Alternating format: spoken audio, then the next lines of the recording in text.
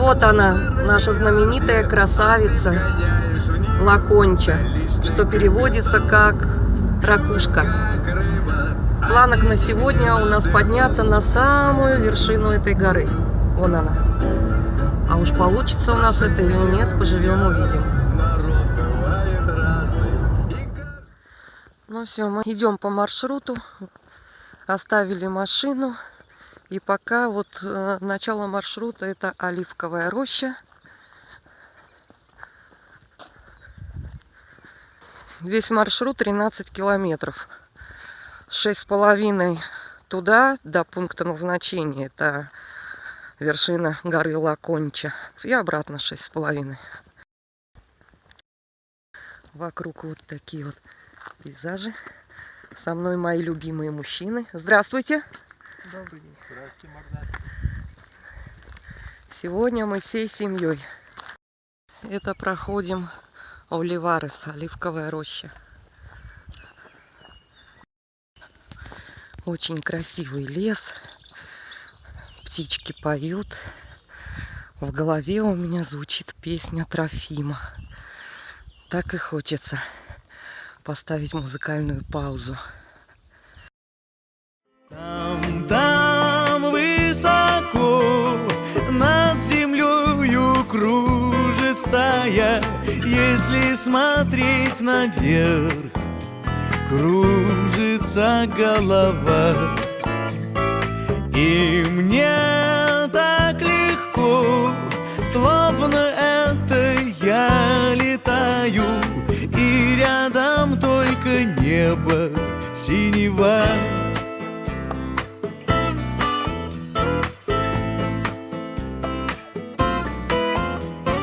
Прошли мы уже, наверное, полпути. Вот, и нам еще остается идти где-то так же полпути. Но то, что мы прошли, это так, это цветочки. Дальше будет хуже. И будет два опасных места, которые называются Сальто де Лобу, что в переводе прыжок волка. И будет воздушный проход. Это два наиболее не столько сложных, сколько опасных мест. Вот, там надо быть очень осторожными, потому что шаг вправо, шаг влево — расстрел. Так, вот мы пришли на место Сальто де Лобу, так называемое. Вот оно. Это начало Сальто де Лобу. Это северная сторона горы. Просто надо быть очень аккуратным и осторожным, потому что если здесь подскользнуться или споткнуться, можно улететь вон туда. А так особо ничего такого я тут пока опасного не вижу. Это вот первый участок дороги опасный. Сальто де Лобу. Так, а вот здесь мне надо как-то спуститься. Дай мне руку, я вон туда спущусь. Опа. Все. Саша тоже аккуратно, очень аккуратно. Вот. Потому что камни. Здесь нельзя ходить в дождь или после дождя, потому что скользко и можно подскользнуться. Так, вот Сальто де Лобу. Вот оно. Саша, здравствуй. И вот такие пейзажи здесь открываются. Вокруг горы. И мы идем по северной стороне. Здесь тенек. Ой, потому что уже очень жарко стало. Даже не знаю. Но вообще на сегодня температура 24 градуса. Вот. В горах всегда жарче. Ну, еще чуть-чуть. И мы придем к пункту назначения. Ну, в общем, вот оно, Сальто де Лобу. Вот узенькая тропка. Ну, я аккуратно иду. Вот она, узкая тропка. И вот, вон туда, короче, лететь. По статистике, здесь был смертельный случай. Погиб один мужчина, по-моему, англичанин. Вот. Шел один. Жена его дома не дождалась. Вызвала спасателей, и на следующий день с вертолетами, в общем, вытащили его вот оттуда. Ну, естественно, уже труп. Вот. И еще здесь есть Место такое. Кстати, Алик, где-то здесь 20 лет назад разбился вертолет. Это было путешествие жениха с невестой с Гибралтара. Тоже, по-моему, англичане. Молодожены. И им на свадьбу подарили... Как это сказать-то? Я пока нормально иду. Им на свадьбу подарили воздушное путешествие, значит, с видами на Коста-дель-Соль на вертолете. Ну и, в общем, вертолет потерпел крушение где-то вот в этих горах. Я читала, что даже до сих пор обломки где-то видны. Вот такое было свадебное путешествие ужасное. Но здесь уже пошло что-то сложнее. Я буду выключать камеру, потому что здесь уже надо быть очень осторожным. Вот мы обогнули это Сальто-де-Лобо. Здесь есть вот цепь такая, Пасаманос, но мы не рискнули по ней идти, за нее держаться. Вдруг оторвется крюк или что, и мы спускались, обошли вот эту вот гору вот так вот, и вот спускаемся. Что? Да, Саша, я стою нормально. Ну, короче, Алик тихо, а здесь все вот так вот. Все, короче. Ну, в общем, да, место такое, кто страдает головокружением и боязнью высоты, сюда, конечно, ни в коем случае нельзя. Потому что если посмотреть вниз, вот моя нога, и вон уже пошла пропасть. Саша сзади меня придерживает. Так, в общем, пока мы еще идем по Сальто-де-Лобо, но все, я выключаю, потому что тут опять все камни. Вышли из Сальто-де-Лобо. Короче, вот она. Это место называется Сальто-де-Лобо. Мы его обходим с северной стороны, вот по теньку. Вот здесь вот прям под над скалой шли. В общем, да, место опасное. Ну и слегонца трудновато. Вот. Сели передохнуть, перекурить. И вот такие виды открываются на побережье. Ну вот она впереди, гора Ла-Конча. Значит, нам сейчас вот так вот по хребту, туда по хребту и вот так вот до нее. Виды, конечно, здесь супер. Вообще все побережье. Вот. Так, а наша Степона, где же наша Степона? Где-то вон там. Уже очень жарко стало, тяжелее подниматься, но и подъем уже более крутой, все сложнее и сложнее. Мы уже прошли опасный участок Сальто-де-Лобо, и впереди у нас еще будет один опасный участок. Вот, ну, короче, вперед.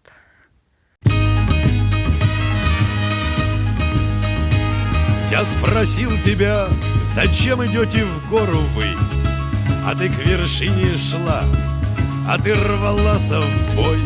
Ведь Эльбрус из самолета видно здорово.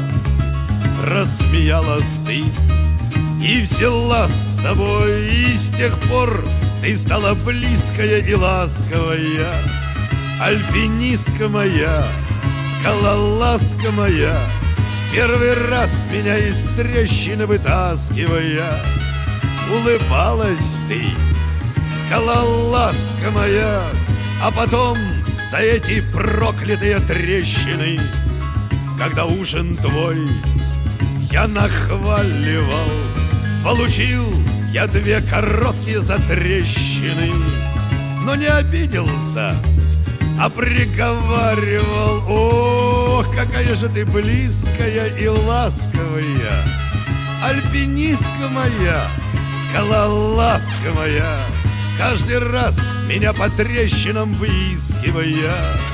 Ты бронила меня, альпинистка моя, а потом на каждом нашем восхождении: ну почему ты ко мне недоверчивая? Страховала ты меня аж с наслаждением. Альпинистка моя, худоперчивая, ох, какая ж ты не близкая, не ласковая. Альпинистка моя, скалолазка моя, каждый раз меня из пропасти вытаскивая. Ты ругала меня, скалолазка моя, за тобой тянулся из последней силы я. До тебя уже мне рукой подать. Вот долезу и скажу: довольно, милая. Тут сорвался вниз, но успел сказать: ох, какая же ты близкая и ласковая, альпинистка моя, скалолазковая. Мы теперь с тобой одной веревкой связаны, стали оба мы скалолазами.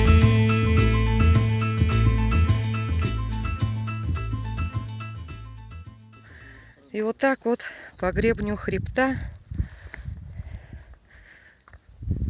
по этому гребню идти. Вот до сюда. Это так пальцем кажется близко. Вот. Вон внизу какие пейзажи открываются. Вон горы. Вот там Эстепона. Это Марбея. И вот вокруг горы.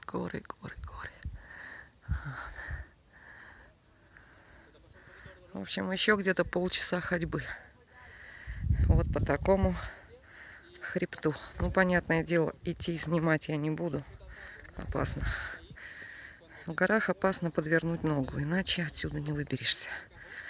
Сейчас нам предстоит обогнуть этот гребень.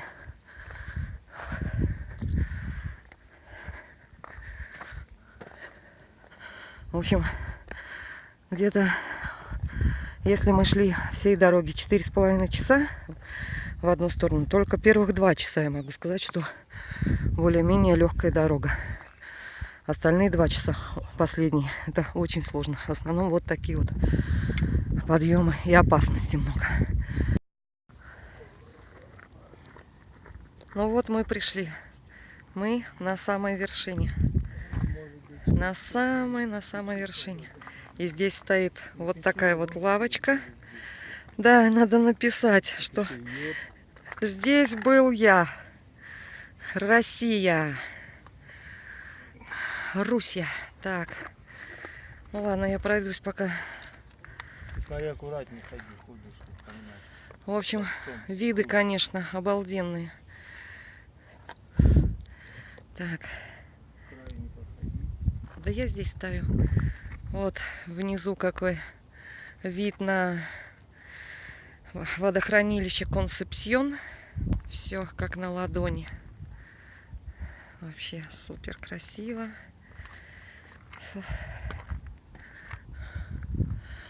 Так, Алик, здравствуйте. Можно взять у вас интервью? Помнится,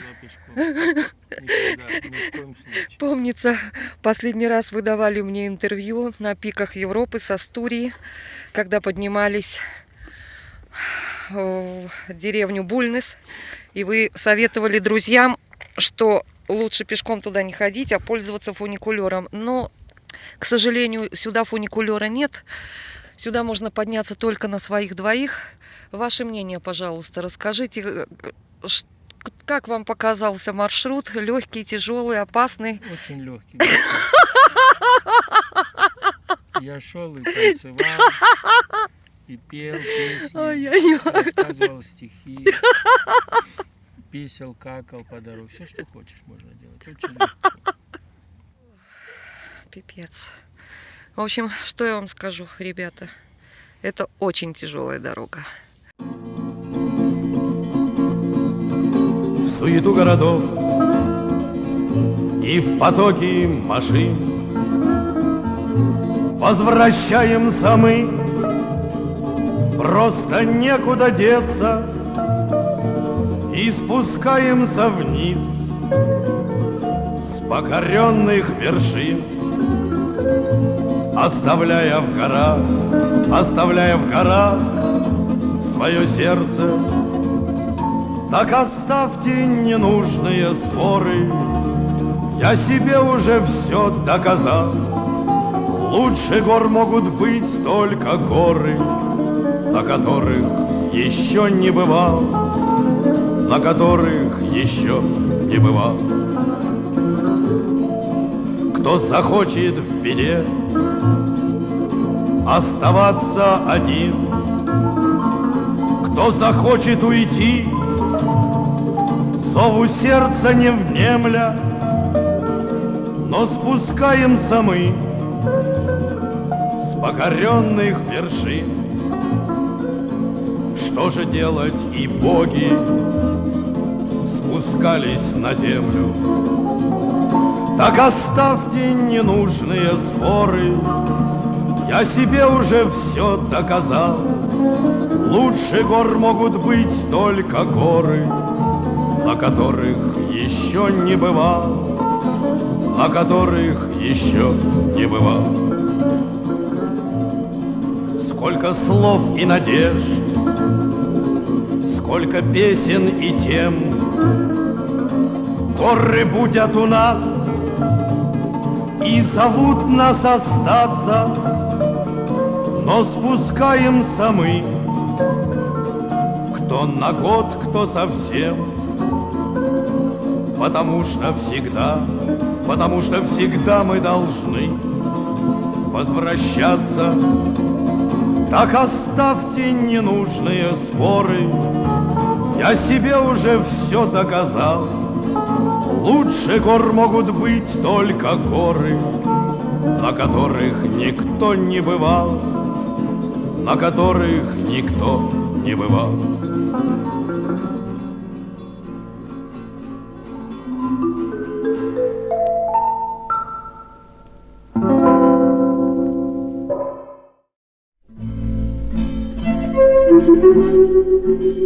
Если друг оказался вдруг и не друг, и не враг, а так, если сразу не разберешь, плох он или хорош, парня в горы тяни, рискни, не бросай одного его. Пусть он в связке в одной с тобой, там поймешь, кто такой.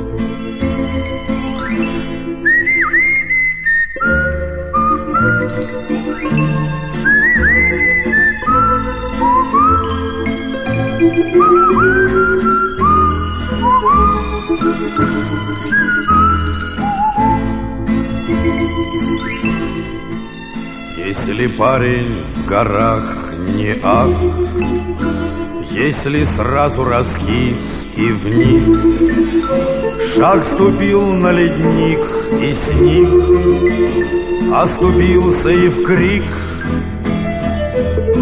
значит рядом с тобой чужой, ты его не брони, гони, вверх таких не берут, и тут про таких не поют.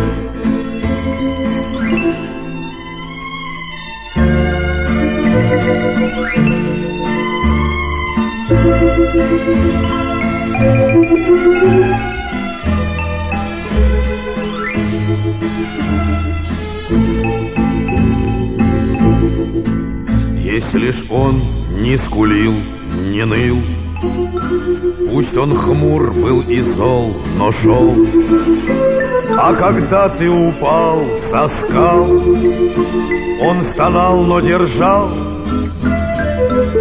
Если шел он с тобой, как в бой, на вершине стоял хмельной, значит, как на себя самого, положись на него. Если шел он с тобой, как в бой, на вершине стоял хмельной, значит, как на себя самого, положись на него.